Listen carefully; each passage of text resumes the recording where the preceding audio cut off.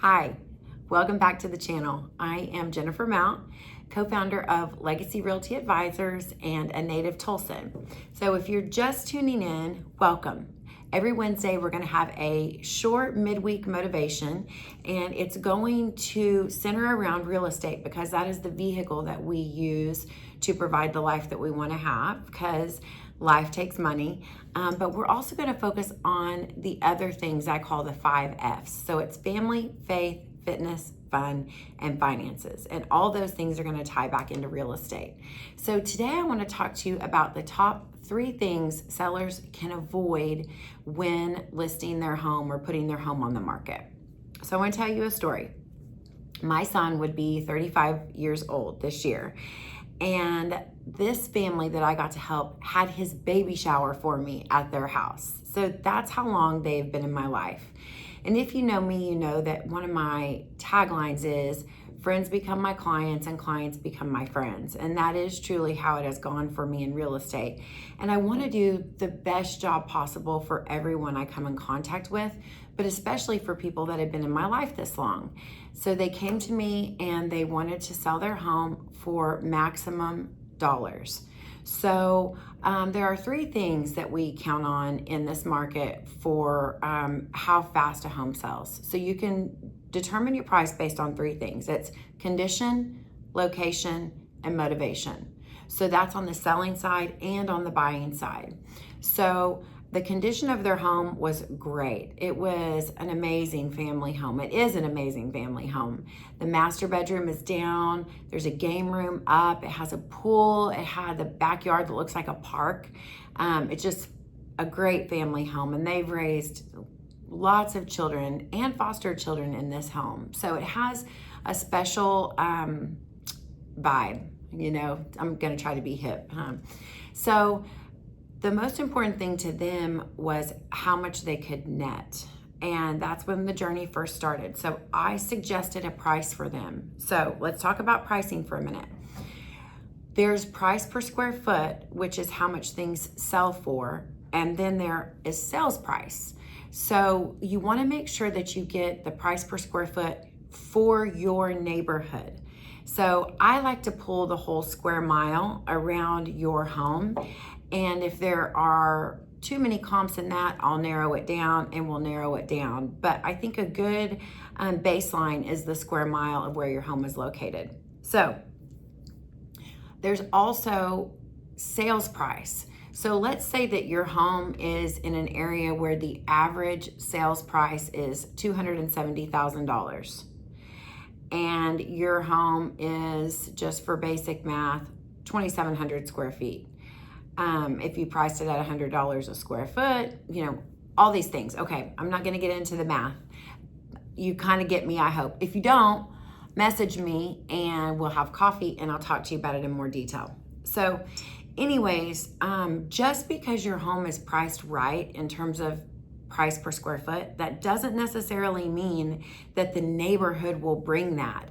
So if your home, let's say, is one of the largest in the neighborhood, your price per square foot would put you at, let's say the average sales price is $270, that might put you at $370,000. So what I want you to remember is there are lots of factors that go into selling a home. So they wanted to price it at the average price per square foot, even though their home was larger. And of course, I want to support your goals. I want you to get the maximum you can for your home.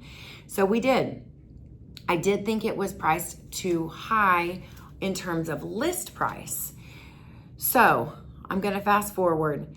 It took 340 days for this home to sell. And if you've ever tried to sell a home, think about this. Even if you haven't tried to sell a home, think about this. Keeping your home clean for 340 days. What? No. Being ready to leave and take your dog at a moment's notice. Do you want to do that? No.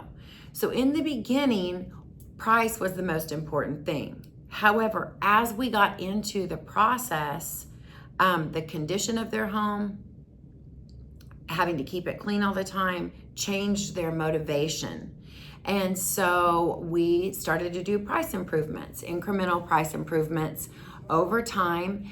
And we did finally get to the price that it sold, which was substantially under what we listed it for. And it was very painful because in that process, they also found a home that they loved, that they wanted to transition to.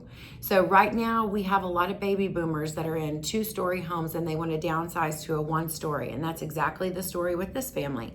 And so we found them the perfect 1-story home.